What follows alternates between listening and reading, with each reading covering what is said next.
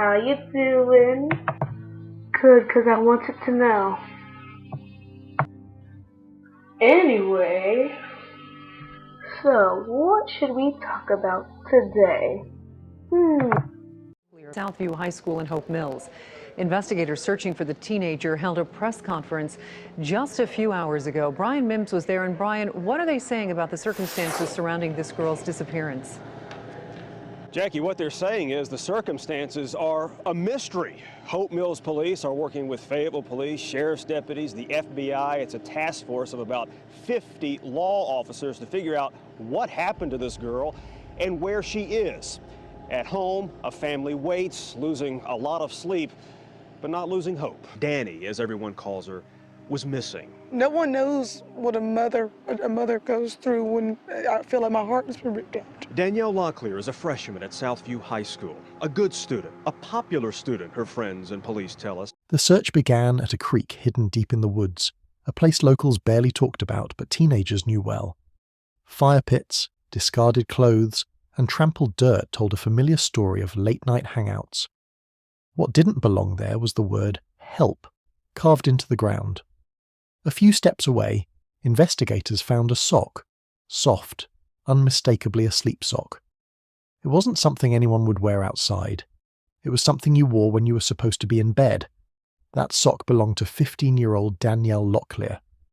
Hope Mills, North Carolina, sat quietly just outside Fayetteville, close enough to Fort Liberty to be filled with retired military families, far enough away to feel insulated from the world. It was the kind of town where nothing much happened, where kids biked the streets and parents assumed safety was a given. Danielle had only lived there for 10 months, but she fit in quickly.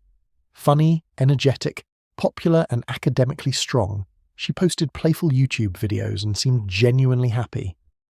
Living with her aunt while her parents went through a bitter out-of-state divorce, Hope Mills felt like a reset. She had friends, school, and a boyfriend, Jekyll, an older varsity runner with plans to become a Marine.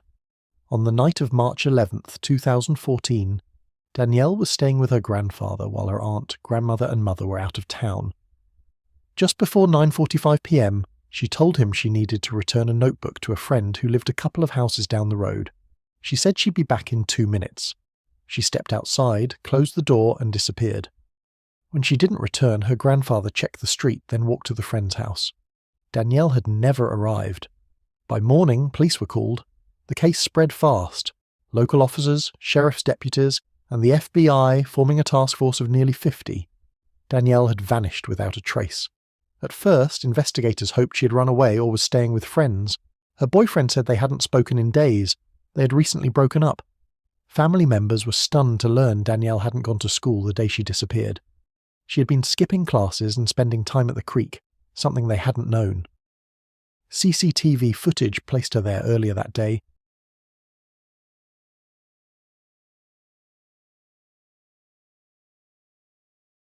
Witnesses said she seemed fine. The creek became the centre of the investigation. In addition to the sock, more of Danielle's clothing was later found nearby. K-9 units, firefighters, divers, everyone searched. Nothing turned up. Her phone's final signal pinged near Interstate 95 and appeared to be moving fast, suggesting she'd been in a car. Then the signal stopped. I-95 ran the entire East Coast. That realization widened the nightmare. Suspects surfaced and faded just as quickly. A classmate named Derek claimed to be close to Danielle, though no one else supported that claim. Rumours at school escalated, some violent, but when questioned, Derek's story unravelled into exaggeration rather than evidence. Thing I know about her: white female, black hair, blue eyes, went missing March 11th. Did you see her in school? Where'd you see her at? Walking around in hallways. I basically said hey to her one time, and that was when I was talking to my friend Caroline. From what I've seen on Facebook, very beautiful face. She was a very, very beautiful girl. So you infatuated with her? She kind of felt like a secret crush? No. She seemed a little too preppy. Kind of standoffish? Yeah. Was she standoffish to you? She seemed like a goody goody. And honestly, I don't hang out with goody goodies. Goody goodies have a bad habit of snitching. Items seized from his home looked promising at first. Knives, a burn pit, a shovel. But forensic testing ruled them out. Another dead end. 10 days passed. Then 20. Hope Mills held its breath. 10 days after Danielle Locklear was last seen, police focused their search on this wooded area near the creek where the 15-year-old's family heard she may have been when she first went missing. It's at her school where police are asking volunteers to meet tomorrow morning to help continue the search for Locklear. On April 2nd, an off-duty detective driving to a fishing spot noticed something floating in the South River. It was a body. Danielle Locklear had been underwater the entire time, tied to cinder blocks. She had been strangled. A sock had been forced into her mouth, the matching pair to the one found at the creek. The location raised new questions. The river was roughly 30 minutes from the creek. It was also 30 minutes from Jekyll's home. Police re-examined him closely. Text messages between him and Danielle from days before her disappearance were recovered. Angry, cruel, threatening. He had blocked her, but she kept finding ways to contact him. Investigators also discovered the same type of cinder blocks and rope used to weigh down Danielle's body at his residence. Still, they didn't have enough to arrest him. Jekyll claimed he was home the night Danielle disappeared. His mother and grandmother supported the alibi, though neither had actually seen him. His friend Dominic, who owned a car, refused to speak to police and hired a lawyer. Days later, Jekyll returned to the station and confessed. He said Dominic had driven him to Danielle's house that night. She climbed into the car willingly. They went to the creek to talk. Danielle claimed she was pregnant. Jekyll didn't believe her and demanded proof. He told her he would take responsibility if the child was his, but he would not get back together with her. According to him, the argument escalated. Danielle struck him. He said he blacked out. When he came to, he had strangled her. They drove her body to the river near his home, tied cinder blocks to her, and dumped her into the water. To cover his absence, Jekyll had scheduled text messages using an app to make it appear he was home all night. Investigators didn't believe the blackout story. They believed the creek had been chosen for privacy, the text for deception, and the outcome planned. Body, if it is hers, really how did it get down there? Somebody could have done it, but trying to frame you. Because me and Mama know in our heart you ain't did nothing. Too much. Okay. You're saying you didn't have anything to do with it. Yes, sir. How do you think that's going to make you look? If y'all can prove it has something to do with it, which y'all are not going to be able to because it doesn't have anything to do with it, I'm going to look perfectly fine. Well, then help me with this. Why did you fail the polygraph? I was nervous. I'm nervous sitting here now, so you think I'm a smart kid. Yeah, I do think you're a smart kid. Why in the world would I put her down the street and around the corner? Where's my home? Yes, sir. Right there. I'm over there. What if I tell you that we found the rope that she was tied up with And y'all found the rope? at your house? Shouldn't be around. Why shouldn't it be? Because it has nothing to do with it. Why the cinder blocks? Why the rope? Yeah. Why the polygraph? The evidence that's not going to lie. That's going to be the one thing that will get you in the end. You're going to look like a monster. You're not going to win this battle.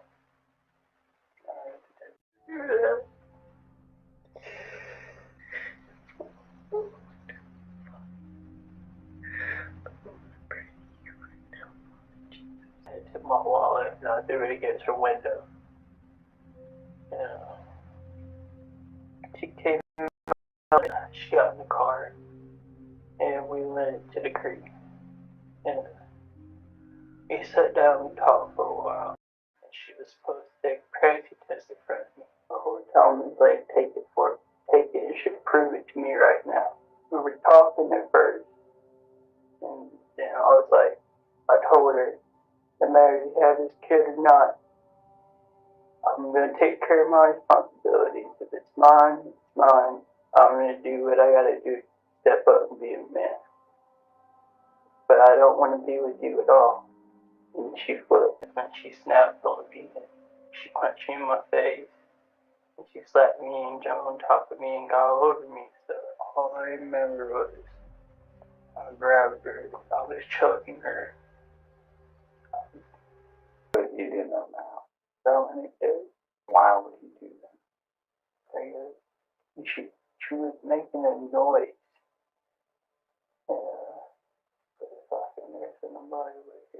When the sock was being placed in her mouth, did she move it on? Move her arms? She was done. Put her in the car.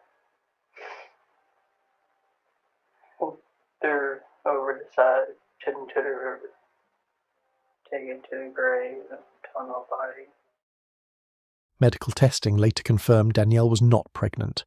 Jekyll pleaded guilty to second-degree murder and received a sentence of 25 to 31 years. Danielle Locklear's family was left with memories, grief, and unanswered questions. To get her high school diploma. I cannot watch her get married. That's the only one I can't even have any more children to my. And you took that away from me. You ripped out my soul. Police say the 19-year-old confessed to strangling Locklear during an argument. They say he and a friend tied cinder blocks around her body and dumped her into the South River. Danielle's body was found a month later. I know there's nothing I can do there, what I can say. It's going to bring her back. But I do want to apologize for the actions that I made. I know sorry doesn't cut it, but I do want to say I'm truly sorry. Malloy pleaded guilty to the lesser charge of second-degree murder and will spend a minimum of 25 years in prison without the possibility of parole. The truth of what she believed, what she said, and what truly sparked that night died with her. What remained was the reality. A 15-year-old girl left her house for 2 minutes and never came back. In trying to protect his future, Jekyll destroyed it. And in the quiet town of Hope Mills, the creek in the woods would never be just a hangout again.